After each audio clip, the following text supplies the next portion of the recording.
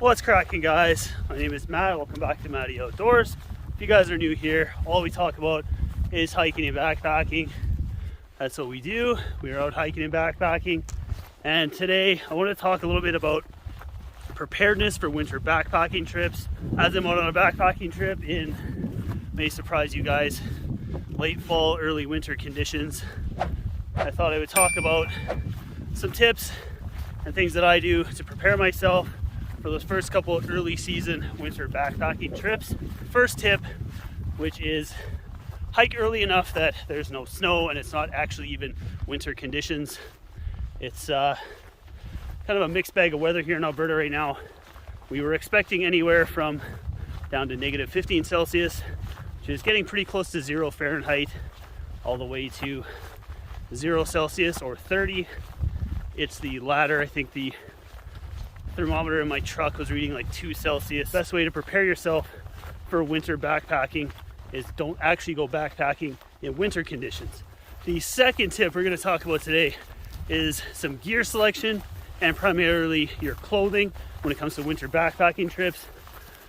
And when it comes to your clothing for late fall, early winter, or getting into deep winter backpacking trips, is thinking about layering is significantly more important when you get into the late fall, early winter, into the colder months. The last thing you want to do when you're out on trail is start sweating. When you start sweating, it is next to impossible to keep yourself warm. That leads to an increased risk of hypothermia. So having the proper layering system when you're out backpacking, like currently right now, I've got a fleece sweater with So currently I'm rocking a fleece sweater with a long sleeve synthetic top and a synthetic t-shirt underneath. I've got my shell pants because it's a little breezy, and I've got some synthetic leggings on with those. In my pack, I've got a secondary fleece sweater, got my puffy jacket, I've got my layers to dress at night, and I've also got my parka. The third tip when it comes to preparing for winter backpacking trips is backpack with people that make you feel warm and fuzzy inside. Helps keep you warm. Now, when you get to camp for your first late fall, early winter backpacking trip, you find a campsite location, and the first thing you got to do is you make sure you clear out the snow from your campsite location. So I have already gone and done that. I've spent the last 45 minutes clearing all the snow from the entire campsite, and now I can go and set up my shelter. Now, when it comes to setting up your shelter, one thing you definitely want to make sure you do is bring a shelter out that you have never set up before, and you're setting up all the guy lines, and the very first time you are setting up your shelter is on a late fall, early winter backpacking trip. Now, the shelter that I am using on this trip is new to me. This is the Tigris Tegimen. This is a hammock shelter. So you can see my hammock hanging inside there. What makes this tarp shelter awesome is here and here it has got outlets for a stove jack. This is a hammock hot tent. Now, with temperatures like we're going to be dealing with tonight, I did not bring a stove, but at some point in time we are going to be doing a hot tent trip with this, and judging by the room inside, I think we're going to have enough room for one, maybe even two people to crash underneath me in this thing when it's all good to go. And the next tip we're going to talk about for winter backpacking trips is, like I said, you keep good people around that make you feel warm and fuzzy inside, and they help clean you off. I was inside the hammock hot tent showing the boys that you can lay down sideways, and I had dander all over myself. But like I was saying, getting your shelter set up, everyone else has got theirs up. Bo's got his teepee here. Nick's got his little one-person mountaineering tent. Devin is hammocking as well.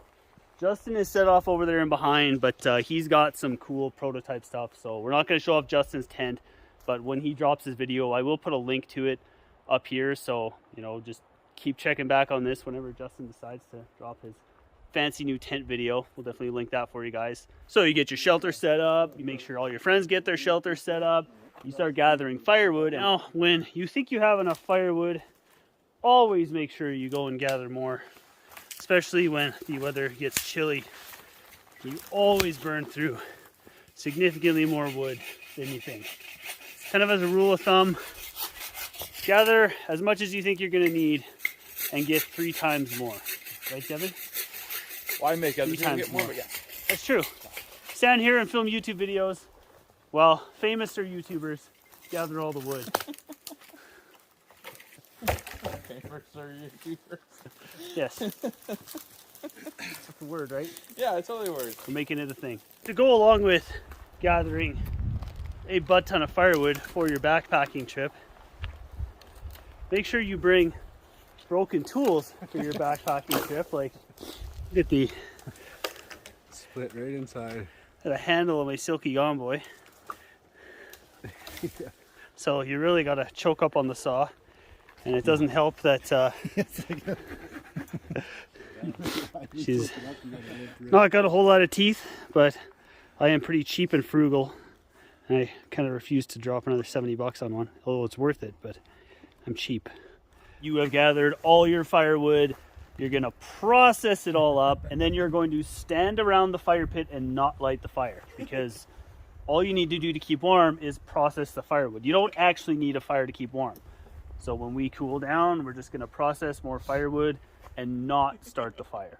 Another very, very important winter backpacking tip is find yourself a nice sandy beach to play on. I mean, it's pretty hard packed sand because it actually has been pretty chilly here. As you can see, the lake is pretty froze up. I mean, we were not ballsy enough to walk across the lake. Oh my gosh, Becky, bubbles in the ice. Matty, can I go skating on Lake Minnewaca yet? Yes, go yesterday. It's fake winter camping, but Justin is a real person. He actually pees. I got a tip for you. Oh. You get too warm.